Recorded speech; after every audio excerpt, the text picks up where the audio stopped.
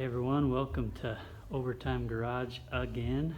This time we're working on a 2008 Chevy Silverado. It's got a 5.3 liter motor in it, and it has had issues with starting just intermittently. So a couple of things we checked was battery checked out good, alternator is charging correctly, and so the starter was suspected, and now we're taking that out, and I'll just show you a couple of tricks with that.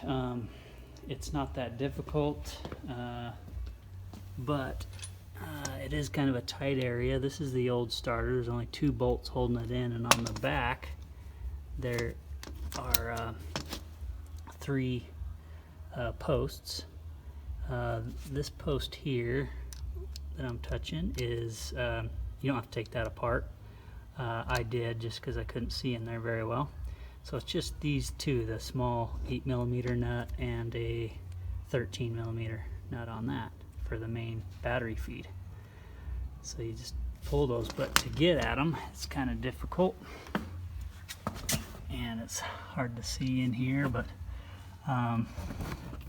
I've shoved the new one up in there and I turned it to the passenger side so you could access those bolts, and I've slid the 2 connectors on there, and I'm about to put the nuts on and tighten them up. But with it pointing this way, you can reach it from the side with your ratchet. So you just stick it in from this side, lift up this, so you don't have to take too much apart.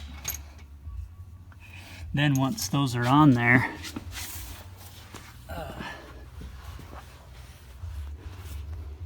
see how it's kind of turned outboard right now. Once it's on there, then you can turn this thing back the proper way and plug it into the engine here. The starter teeth are going to face aft and point in there. But to do that, the main battery feed has a little connector, like a wire holder. And let's see if I can show you that. There it is. So I took that out. That's a 13mm, and it's down into the top of the frame. So with a little ingenuity, you can get a ratchet on the top of that with a little extension and face your ratchet a certain way so you can take that out. And that gives the slack you need in the main battery cable to turn that thing and get those off. So let's throw it back in. Alright, with the wires attached on the back and the little shield cover put on over the starter solenoid, I took that off, so I put that back on. Then I put this in place and ran a long extension up in here to tighten those on. Just 2 spots.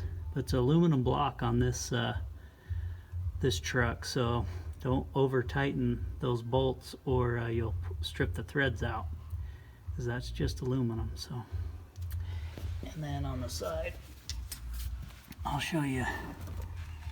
I had my ratchet with a little extension, and I'm inside the engine bay, but from the side here, and then I just tightened that little tab, holds that wire on. So yeah, ready to go. I'll reconnect the battery, which you want to do before you start this, because that wire is positive to the battery and it'll ground and spark on anything that's metal on this frame and block. So I'll reconnect that and we're good to go.